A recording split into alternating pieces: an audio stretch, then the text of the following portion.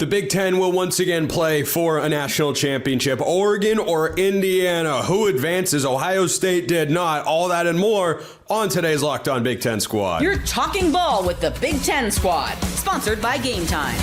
From USC to Ohio State, from Michigan to Oregon, from Nebraska to Washington, it's the local experts of the Locked On Podcast Network bringing you scoops, breakdowns, and the most comprehensive preview of the upcoming Big Ten weekend.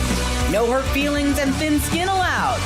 Squad up, you're part of the Big Ten Squad. Happy Friday, everybody. Welcome to this week's Locked On Big Ten Squad. I'm your host, Spencer McLaughlin.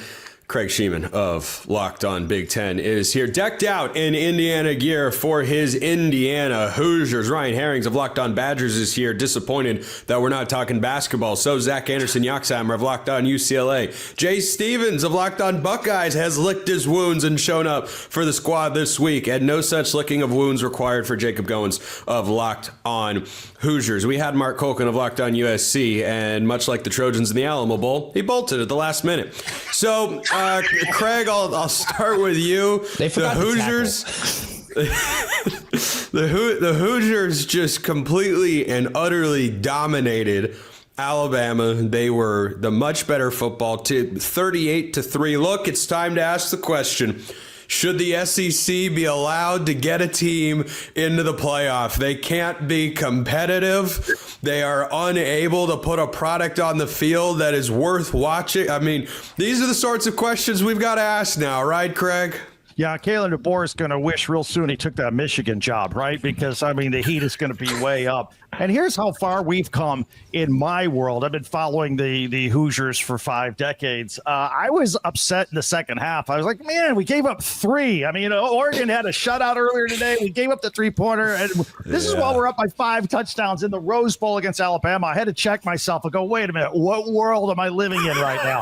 And I should also point out, Kurt Signetti, congratulations. The one and only coach in America to figure out how to handle a 26-day bye. He's the first one out of 8 total coaches to figure it out. So congratulations to him. He is the best coach in America. It's actually 8 total games and 7 total coaches because Kirby Smart got bit by that twice in a row, which is hard to believe. You said Kalen DeBoer had some regret. Roman Tomashoff of Locked On Huskies is here. Roman, should he have just never left Seattle?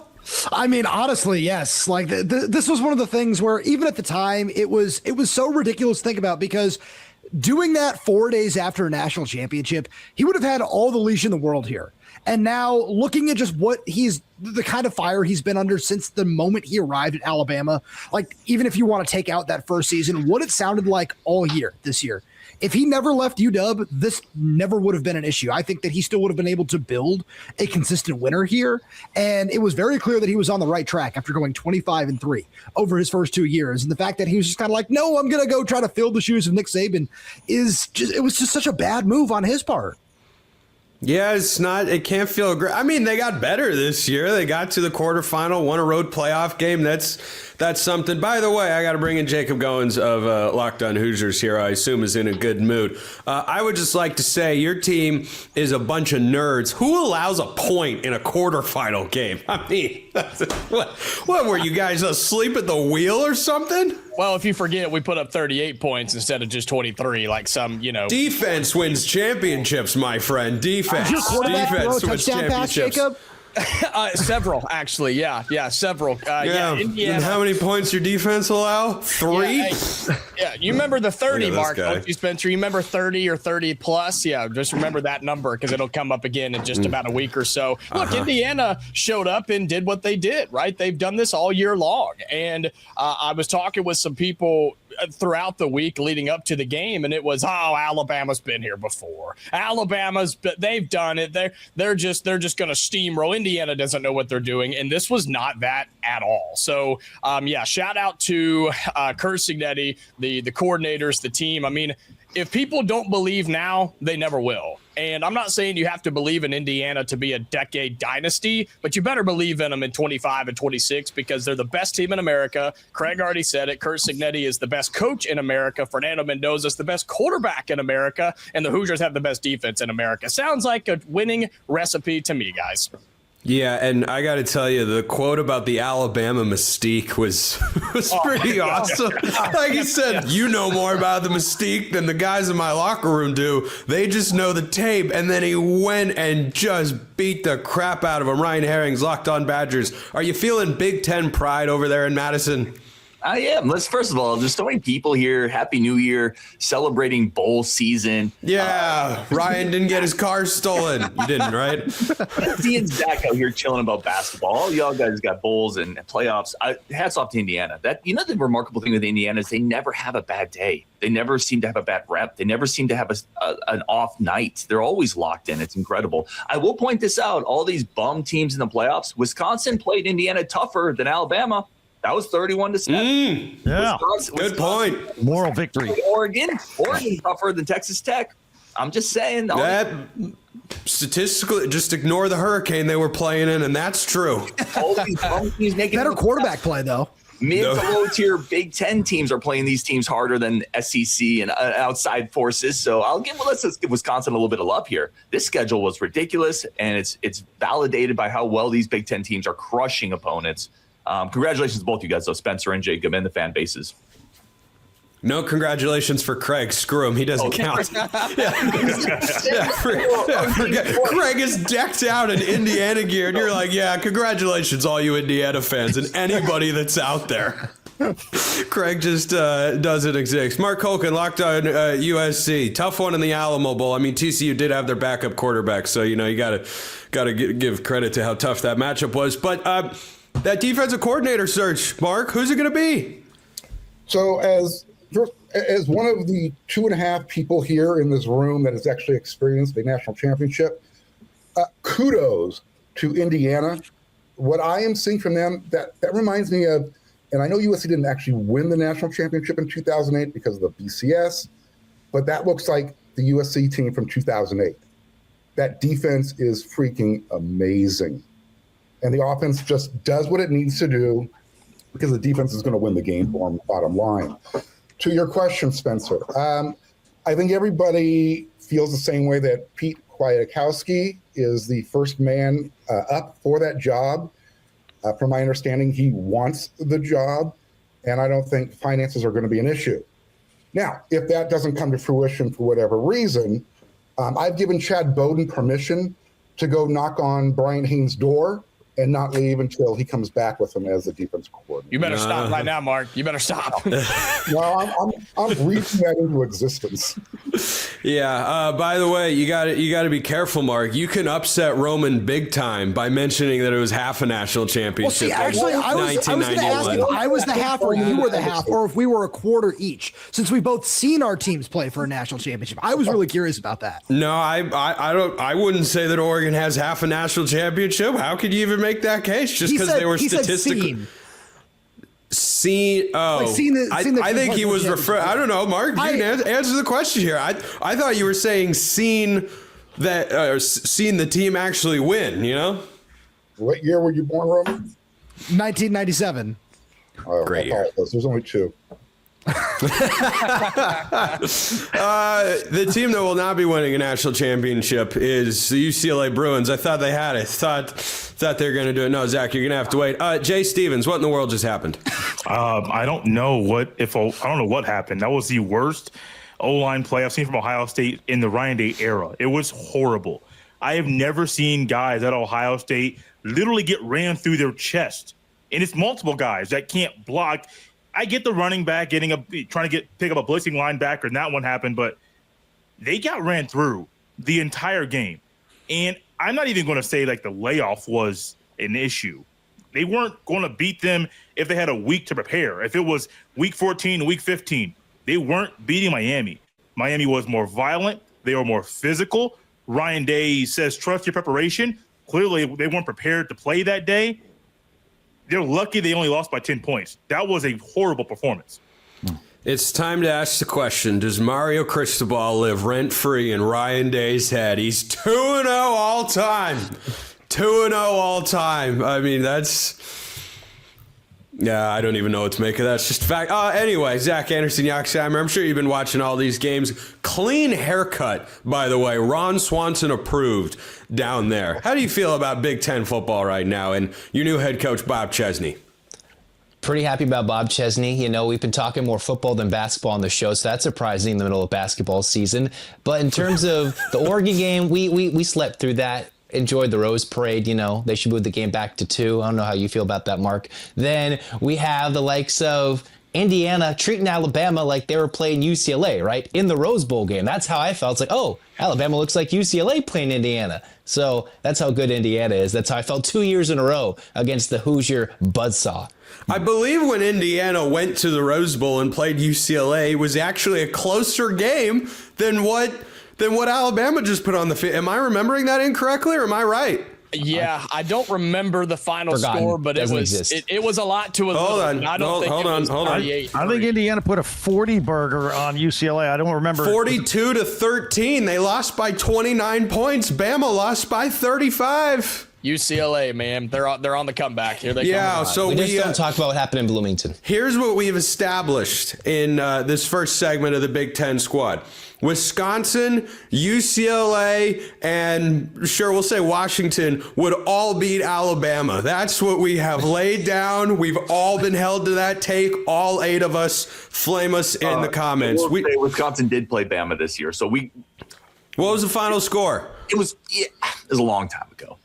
Yeah, exactly. It doesn't count. It doesn't count. That's the rules of the SEC, man. Hey, that was last year, man. That was last year. Yeah, that was last year. This is new Wisconsin. It didn't mean more then. It did, yeah, exactly. It meant less. But in the second half of the season for Wisconsin, it meant a whole heck of a lot more. We'll keep talking about the playoff and much more on today's Locked On Big Ten Squad, which is brought to you by our friends over at FanDuel. Fridays already feel different during basketball season, which is not news to some hosts who like that sport more than football right now. But FanDuel is making them even better in the NBA. Every Friday night before the games tip off, FanDuel gives fans a new way to kick off the weekend with NBA Happy Hour. NBA Happy Hour is your official pregame, a limited time window where special offers drop right inside the FanDuel app before the action starts. So if you want to bet the college football playoff, the NFL, the NBA, everything is there. It's Oregon as a 3.5-point dog against Indiana. If you think that's ridiculous, there you go. FanDuel.com plus 3.5. If you think the Hoosiers just keep things rolling, perhaps you think Indiana minus 3.5 is the side. And Miami favored over Ole Miss in the other playoff game. Whatever you want to bet, college football and beyond, FanDuel has you covered, including the NBA. Before tip-off, check the FanDuel app. See what's dropping during NBA Happy Hour every Friday from 6 to 7:30 p.m. Eastern. A little basketball, a little action, and a whole lot of Friday energy. That's NBA Happy Hour only on FanDuel, the official sportsbook partner of the NBA and, of course, the Locked On Network. Continuing on here on today's Locked On Big Ten Squad, dropping on a Friday, because we were planning it earlier in the week and realized, well, we usually tape this on a Tuesday or Wednesday, but all the fun stuff is happening on Wednesday and Thursday. We've got to let that all roll in. So, Craig, I want to go back to you here. Do you think Oregon against Indiana is going to produce the national champion? Yes, I do. And look, I want to talk about how impressive that defense was against Texas Tech. I haven't watched a lot of Texas Tech football this year. All I know is they score like 42 points a game. I hear how great they are, 400 yards of offense.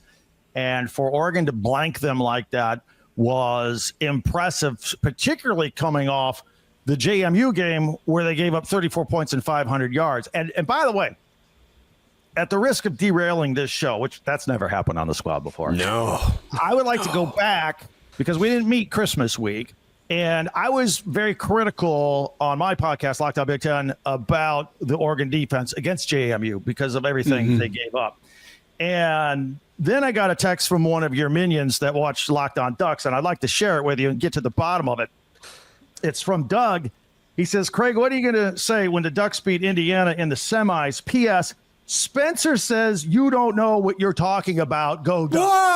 Whoa! Wait, who's Doug? Doug from Eugene. I don't know. I got him out of my comment section on YouTube. Okay, so as a comment, not a... Yes. Are you Doug from now on? Doug is Spencer's burner. Right? You do look like a Doug. When did I even look? I'll be. He would spell 100%. His name with two G's. He would be D-U-G-G. That's how he would spell it. I'll be 100% real.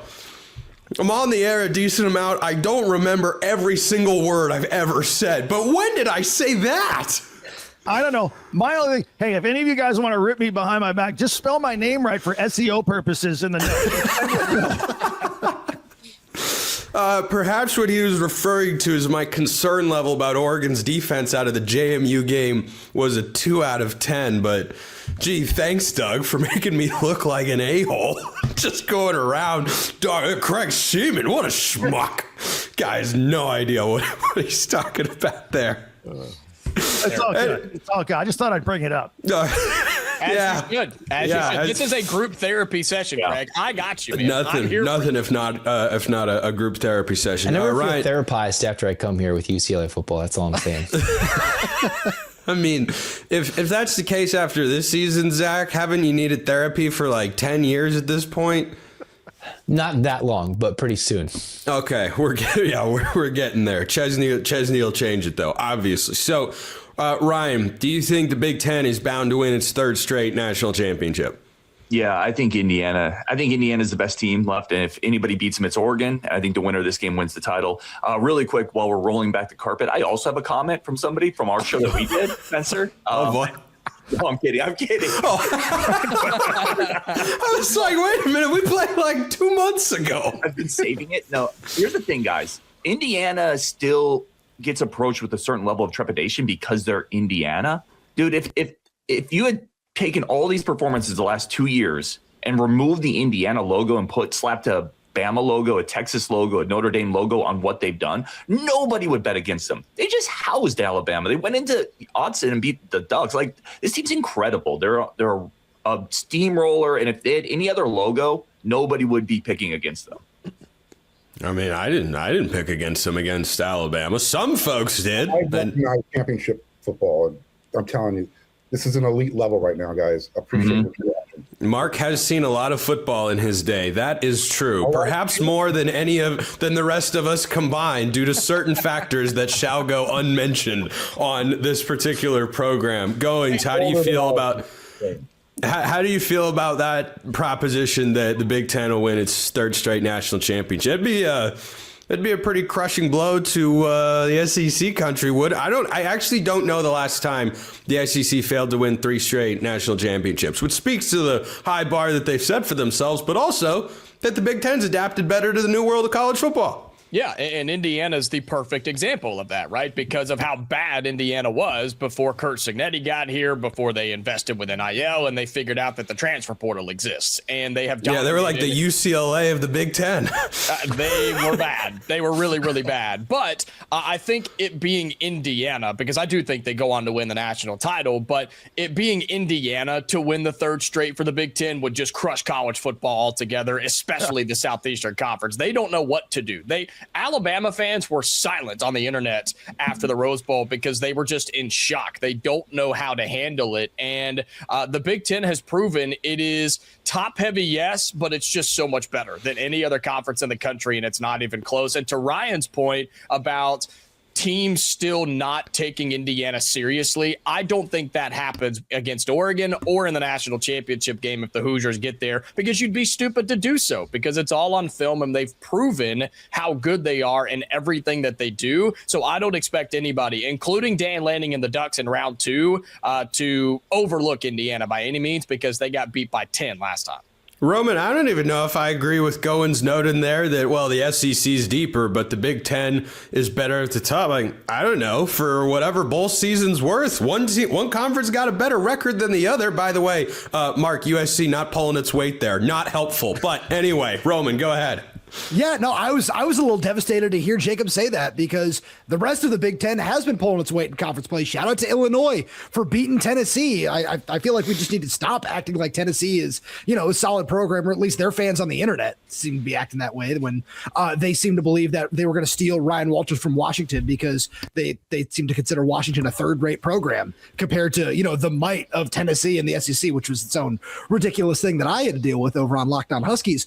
But I would certainly agree that the Big Ten is much deeper at this point, and it's shown up in bowl season. I think it's shown up throughout the course of the regular season this year, and I feel like there's just no argument at this point in time. This Oregon-Indiana game, I'm so excited to watch what this is going to be like in round 2 after how we saw the first round go, which Craig, Jacob, again, thank you for that. That was a lot of fun to watch. But again, like I feel like there is no argument at this point in time that the Big Ten is the best conference in college football. Mark, it just means more in the Big Ten, right? I'm not a conference guy, but let's just give credit to Indiana right now. They're doing really, really well. So. Thank you, Mark. If you're looking for one of those 8 claps for me type of thing, it ain't going to happen. I thought you were stopping there. You're just like, I'm done. I'm not a conference rah-rah guy. I'm always going to be USC first. Would that be because your team doesn't care about the conference they're in and will blow it up for their own self-interest no matter what? Right. Yes. Okay, at least you own it. Can say, looking back, it might not have been the greatest decision, but yeah, you know what? Oh! If you have the power to do it, you do it, Spencer. Unfortunately, Oregon doesn't have that cachet, so you tagged along at half price. It's all right. You're living your 15 minutes of fame. That's great. I'm going to say this. Look, Indiana, Oregon, you guys are playing great football right now. Indiana's going to take you guys behind the woodshed.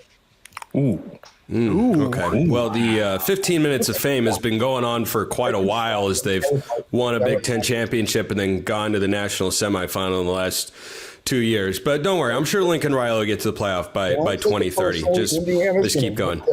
It's funny. I could drown him out because I have an actual mic and he doesn't. I could do this for 10 minutes, man. I might never stop.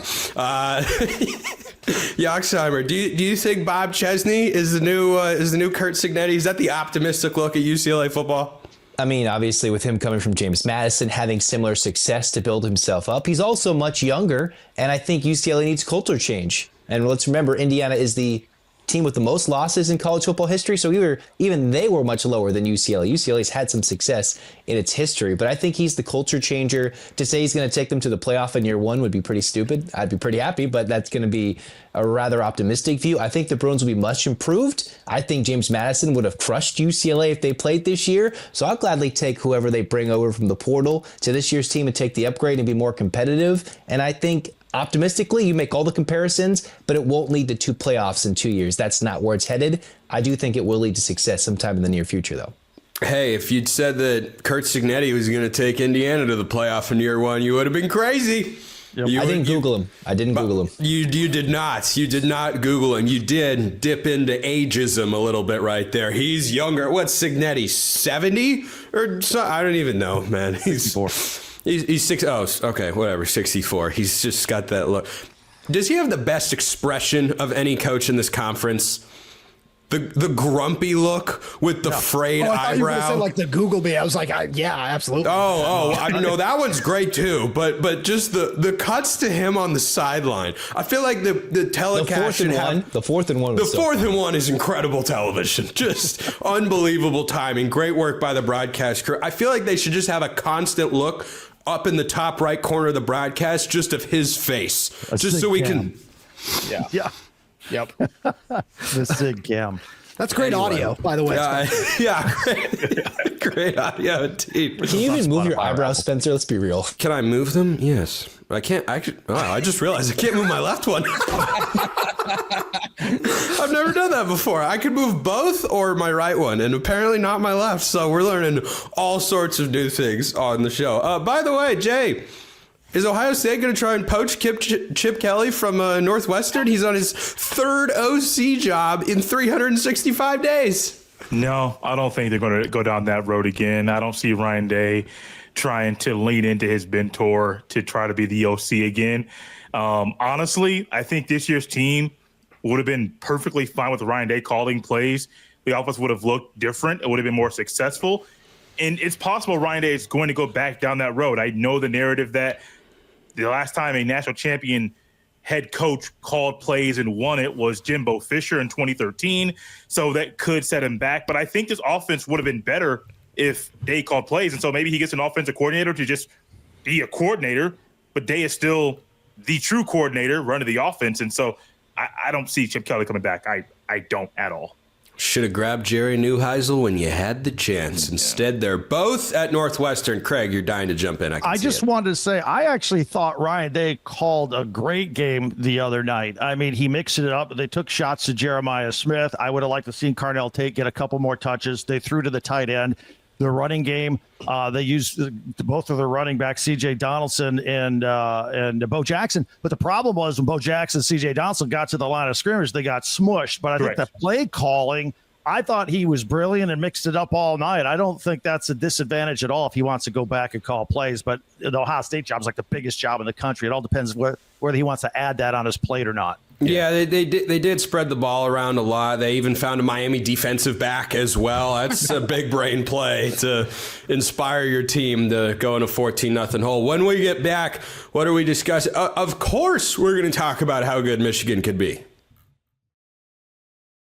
First, this episode brought to you by our friends at Game Time. There's nothing like college football season. Tailgates, packed stadiums, being right there in the middle of it all. The energy, the bands, the moments that you remember forever. But actually getting tickets, that part used to be frustrating, past tense, with long queues, logins, prices jumping at checkout. Game Time says to hell with all of that. Game Time gives the advantage back to fans. The easiest way to unlock amazing college football tickets and experiences in just a few taps. Maybe you want to go to the Peach Bowl and watch a Big Ten clash to see who will advance to the national championship game between Oregon and Indiana. Maybe you want to go to the non-Big Ten. I don't know why you want to watch anything other than the best conference in America, of course. But if you want to go to the Fiesta Bowl, well, then you can go watch Miami play Ole Miss. What a matchup that should be. Whatever game, whatever event, whatever time of year you want to go, Game Time will get you there. Take the guesswork out of buying college football tickets with Game Time. Download the Game Time app. Create an account. Use the code LOCKEDONCollege for $20 off your first purchase. Terms apply. Again, that's code LOCKEDONCOLLEGE for $20 off. Download the Game Time app. Don't do it tomorrow. Do it today. All right, rapid fire a little bit to wrap today's Big Ten squad on a Friday. I think Michigan has currently assembled probably the second best and most proven staff in the conference. That can be debated. I don't know that they could go any lower than third. Craig, Kyle Whittingham has got Jay Hill, former BYU defensive coordinator, Jason Beck, his OC from a year ago. I think that's a great mix with Bryce Underwood. They got to make some moves in the portal, but boy, Kyle Whittingham off to a strong start in Ann Arbor. It's phenomenal. And, you know, I thought if we go back to Penn State's job search, you know, they failed upward. I thought that was a disaster. Get your popcorn ready. And they ended up with Matt Campbell. Then Michigan said, hold my beer. Our job search is even more disastrous. And they failed upward. And they got a great coaching staff. It all looks good in Ann Arbor. This is a good start. Now we'll see what happens starting, with the transfer portal opening right now and see what they do. They do need some help. Ryan? Love the Whittingham hire. Love the coordinators. Beck's in his 40s. He's young. He's really dynamic as an offensive coordinator. I think he's going to fit well with Underwood. But Whittingham himself is just a tough coach. That's what Michigan needs. He's won almost 200 games at Utah. I think that's a tremendous hire for them, despite, as Craig so perfectly said, hitting every pothole in the coaching hire road, it felt like. For them to end up with Whittingham is a home run to me. I think it's a great hire. Trent Condon of Locked On Hawkeyes is here with, 3 minutes left in the show. Why the heck not? Nice of you to show up, Trent. We do appreciate Iowa getting the win over Vanderbilt in the bowl game. That's a good look for the Big Ten. Game had one opt-out, so it did not just mean more in the SEC. Trent, we'll get to you. Are you driving right now? Yeah. I mean, some of us got to work during the day. I don't know about you guys. Okay, well, I mean, we love the energy to participate, but please don't die. That would take a dark turn here on the Big Ten squad. So, Goins, your thought on the staff at Michigan? Yeah, I thought the whole Whittingham stuff, and I still can't get over how it all went down in Utah, right? Just up and out in the direction that Utah is going, right, with the private equity and stuff like that. But I think it's a great hire for Michigan. I mean, he, like Ryan said, he's old school, he's hard-nosed, and that's exactly what you think of with Michigan. And I think he's going to do a good job. And look, I'm a believer that college football is better when Michigan is good. I think the Big Ten is better when Michigan is good. I mean, those are things that are important. Ryan doesn't like. Ryan, it's just disgusting. Ryan deep down is like, man, another staff that's better than Wisconsin's. What are we doing? Sorry, man. Really quick. Sorry, I know we're going. I love Jake. Jake Boone is my dude. He's awesome. But like, who cares if the idea that the sport is better when a Michigan is good? Like, the sport has never seen higher ratings than this year, and Michigan sucked. I mean, they didn't suck, but no, Wisconsin sucked. My point is, the sport moves on regardless of who's good or not. Like, it does, but that's true. I just think Michigan. I mean, it just has the games like, again, Michigan, Ohio State. Not that it needs a bigger, aura to it, but when Michigan is a top 5 team and Ohio State's a top 5 team, and you got another team competing for a national championship in the Big Ten. I mean, it may sound crazy, but that's just kind of how I feel. I am more of a conference guy. That's because you are crazy, and we all know it. Jay, does Kyle Whittingham scare you? Scared? No, not me personally. It may scare Ryan Day. Just thinking clip it. Rose Bowl. Clip it. Clip the soundbite. Go ahead.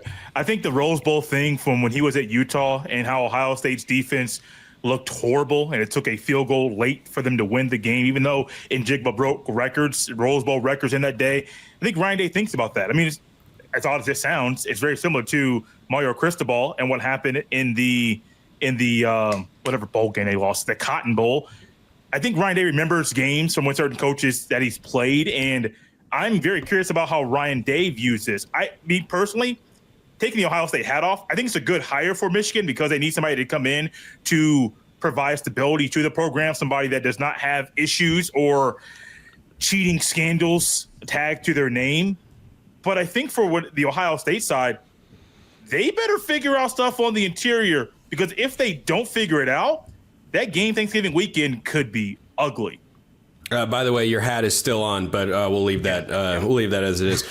Trent, care to weigh in on the Michigan staff for your one and only thought here on the squad? Yeah, I think I have questions. I think more questions, and I haven't heard all your guys' takes at this point in time. But Whittingham, he's going to lie on the injury report. We know that already, and it's going to be different for him on this front. Let's just hope that Bryce Underwood, if he does stick around, that he's not banged up, because that is going to be very difficult for us degenerate that are jumping on our FanDuel app and trying to figure out how to bet on Michigan in this one. But it's very simple for Whittingham. When he doesn't have a quarterback, his teams aren't very good. Now that kind of goes with everybody to a certain degree, but I have some concerns on this one. I don't think it's the home run that a lot of people are equating. I think it'll be solid, it'll be good, but elite, that's what Michigan wants. I don't know if it'll be elite under Whittingham. Roman, thoughts? I kind of have to echo a couple of things that Trent said, where I think this is a really nice, stable hire. He's going to give you a high floor, but I'm very curious to see if he's going to do anything about the ceiling, because we know that Michigan's ceiling is national titles, but I'm kind of not completely sold on that with Kyle Whittingham. Yeah, he's 11-6 in bowl games, but can anyone tell me the last bowl game that Kyle Whittingham won? Yeah, it was the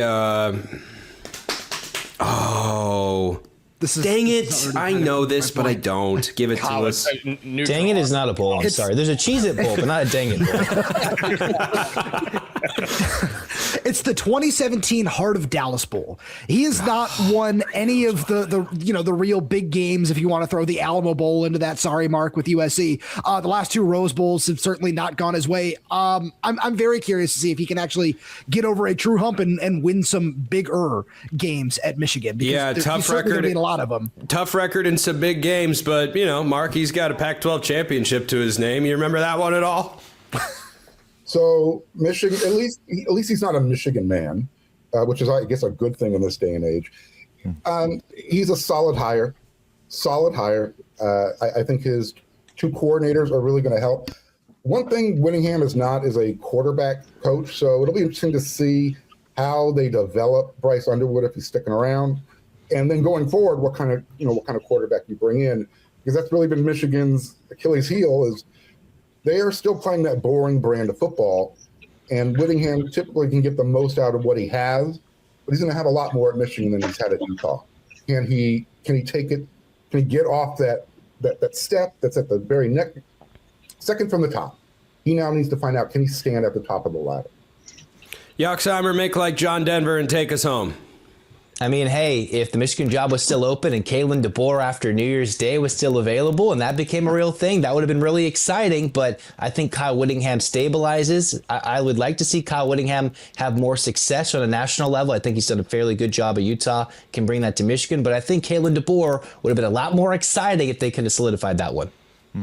We end the squad show there with a rare sane thought from Zach Anderson Yoxheimer. We had Craig Shemon, Locked On Big Ten, Ryan Herrings, Locked On Badgers, Jacob Goins, Locked On Hoosiers, Jay Stevens, Locked On Buckeyes. For a moment in his car, still safely driving, Trent Condon, Locked On Hawkeyes, Roman Tomashoff, Locked On Huskies, Mark Colkin, Locked On USC, and of course, Zach Anderson Yoxheimer of Locked On UCLA. I'm Spencer McLaughlin from Locked On Wherever. Appreciate everyone listening. We'll see you next time. Until then, hope you all have a wonderful rest of your day.